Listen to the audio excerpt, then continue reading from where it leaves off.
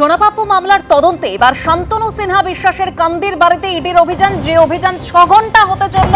তদন্তকারী আধিকারিকরা এখনো সেখানে রয়েছেন। ঠিক যে ছবি আপনাদের সামনে তুলে ধরেছি, দরজার তালা ভেঙে এভাবেই শান্তনু সিনহা বিশ্বাসের বাড়ির ভিতরে ইডির আধিকারিকরা ঢোকে। বাড়ির ভিতরে বন্ধ দরজা ভেঙে ভিতরে ঢুকতে হয়েছে ইডির আধিকারিকদের। বাড়ির ভিতরে প্রচুর সিসি ক্যামেরা রয়েছে। ভিতরে তৈরি হচ্ছিল মন্দির কমপ্লেক্স। প্রাসাদের ভিতরে অসংখ্য ঘর রয়েছে, আর প্রতিটি ঘর শীততাপ নিয়ন্ত্রিত। বহুমূল্য গ্রানাইট পাথরের সেই ঘরগুলি তৈরি করা হয়েছে বলে সূত্রের খবর পাওয়া যাচ্ছে।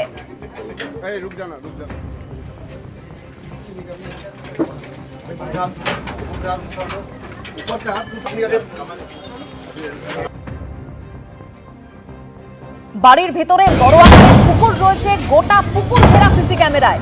3 বছর আগে পর্যন্ত এই বিশাল বাড়ি ছিল কার্যত ভগ্নস্তূপ। তারপর থেকে বহু অর্থ ব্যয় লাগাতার এই বাড়ির সংস্কারের কাজ চলছে বলে দাবি করছে স্থানীয় বিজেপি। সোনাপাপ্পু মামলায় ইতিমধ্যে শান্তনু সিনহা বিশ্বাসকে গ্রেপ্তার করেছে ইডি।